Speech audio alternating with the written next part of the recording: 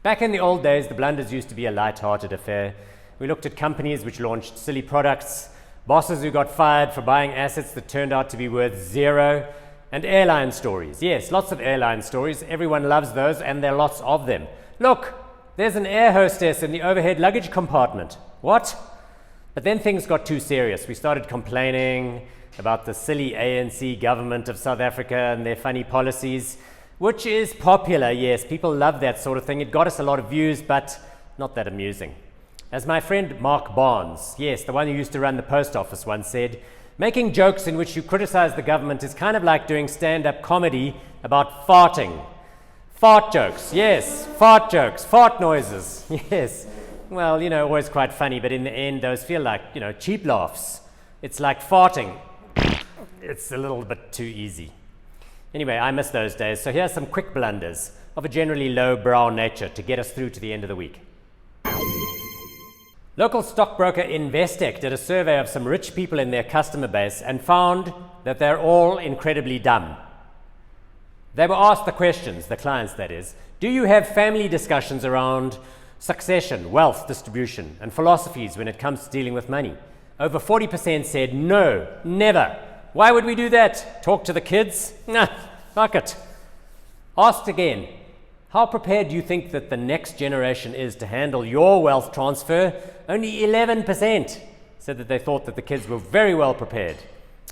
Kids, such dummies, idiots, so bad with money. This is why international research shows that very, very few families remain wealthy for more than 2 or 3 generations. Apparently, 70% of wealthy families lose their wealth in the second generation, and 90% lose it by the third. 90%, as the old saying goes, is usually rags to riches and back to rags again. This got me thinking. Lefty politicians love to dream about taxing rich people out of existence. Bernie Sanders, Elizabeth Warren, both this week saying that, billionaires, they shouldn't exist. And here in South Africa, don't get me started, the beret-wearing, champagne socialists in the EFF like to carry on about wealth taxes while they drive around in their Range Rovers paid for with stolen money. Fucking idiots, frauds.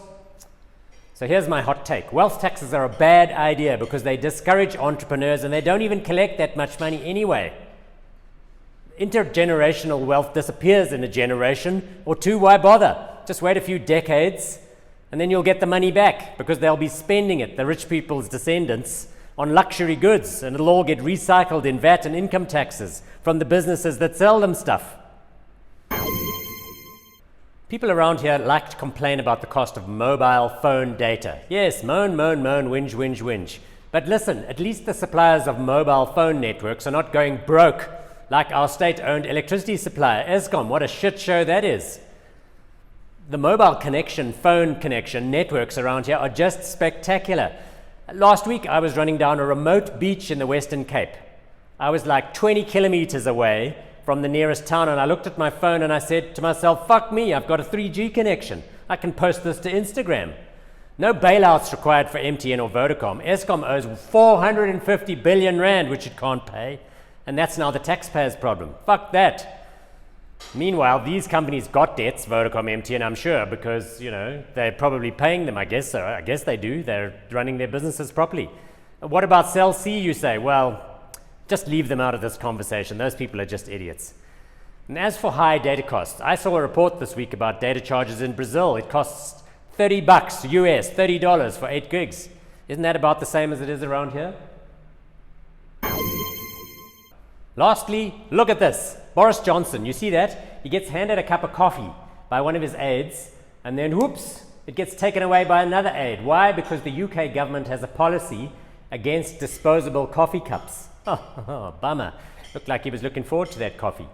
Within minutes, this appears on the internet. Someone replaced that cup of coffee with a giant cock and balls dildo inflatable thing. Ha ha ha! That's classic, poor old BoJo. No wonder he can't get Brexit done. Too many distractions.